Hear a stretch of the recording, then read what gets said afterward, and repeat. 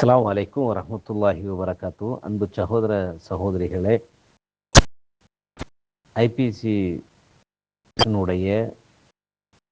பாடத்திட்டமான ஹாதா தரீக் என்ற புத்தகத்தினுடைய தொடர்ச்சியில் நாம் இறுதி பாகத்தில் இருக்கிறோம்.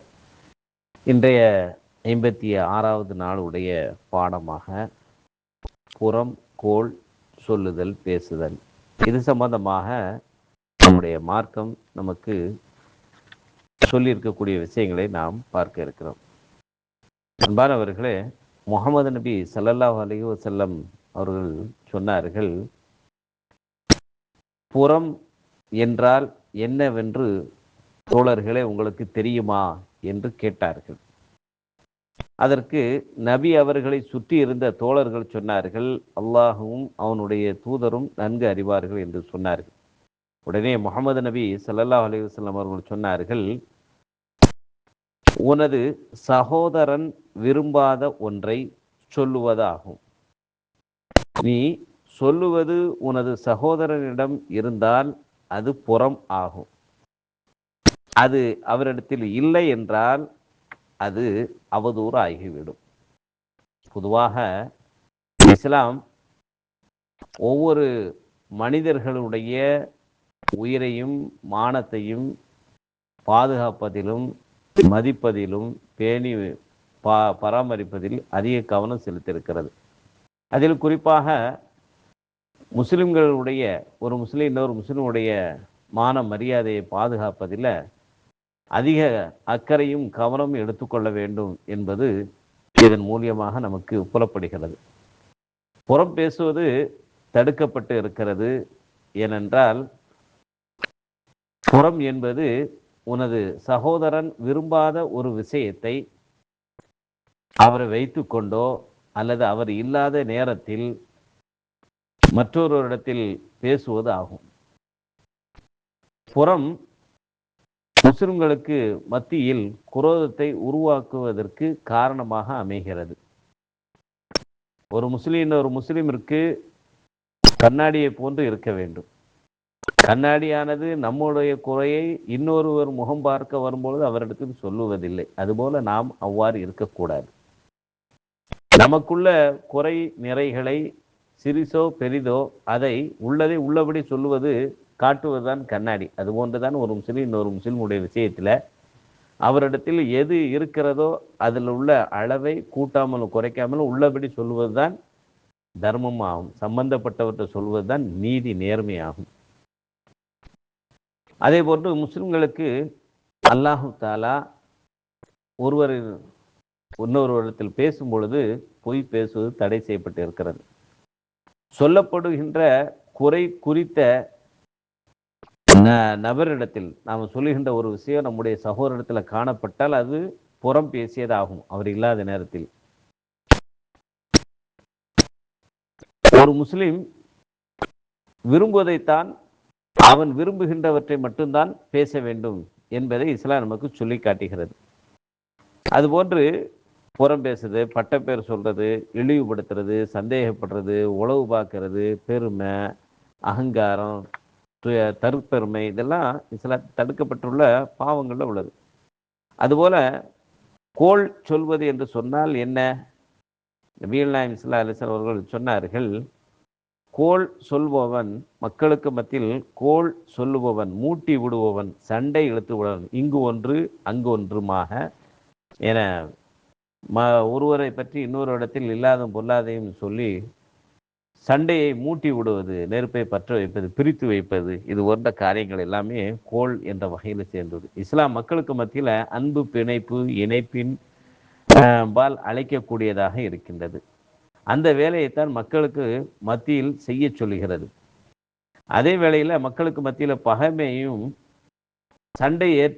சண்டையை மூட்டி விடுவதையும் கண்டிக்கக்கூடிய ஒரு மார்க்கமாகும். எனவே இந்த வகையில் சமுதாயத்தின் அடித்தளத்தை ஆட்டம் காண செய்யக்கூடிய அதிபயங்கரமான செயல்தான் இந்த கோள் மூட்டுதல் ஆகும். இது உள்ளங்களுக்கு மத்தியில் காழ்ப்புணர்வையும் வெறுப்புணர்வையும் பகைமை உணர்வையும் குரோத எண்ணத்தையும் உருவாக்கக்கூடியதாக இருக்கிறது. சூனியக்காரனால் ஒரு வருடத்தில் செய்ய முடியாத காரியத்தை கோள் சொல்பவனும் பொய் பேசுபவனும் ஈஸியாக சில நிமிடங்களில் செய்து விடுகிறான். எனவே உங்கள்கிட்ட வரும் செய்திகள் யாராக இருந்தாலும் எதை கொண்டு வந்தாலும் அதை உறுதிப்படுத்தி ஏற்க வேண்டும், சந்தேகத்தில் ஏற்கக்கூடாது. ஏன்னா அல்லாஹ் சொல்றான், நம்பிக்கை கொண்டவரே, பாவி ஒருவன் உங்களிடத்தில் ஏதேனும் ஒரு செய்தியை கொண்டு வந்தால் அதை தெளிவுபடுத்தி கொள்ளுங்கள். ஏனென்றால் அறியாமையின் காரணமாக ஒரு கூட்டத்திற்கு நீங்கள் தீங்கு இழைத்து விடுவீர்கள். அதனால் நீங்கள் செய்தவை குறித்து நீங்கள் கவலை கொண்டவர்களாக ஆகிவிடுவீர்கள் என்று குர்ஆன் சொல்லி காட்டுகிறது. கோல் செய்பவரை விட்டு கவனமாக இருங்கள். ஏனெனில் அவனிடத்துல கருணை இருக்காது, நற்பண்புகள் இருக்காது. அவன் மக்களை புண்படுத்துவதன் ஊடாக சந்தோஷம் அடைவான், அதன் மூலியமாக சுய ஆதாயம் தேடுவான். எனவே இறைவா, இத்தகைய தீங்குகளிலிருந்து எங்கள் அனைவரையும் காப்பாயாக. இஸ்லாம் புறம் பேசுதல், கோல் சொல்வதை தடுத்து இருக்கிறது. இவைகளும் பெரும்பாவங்களில் உள்ளவையாகும்.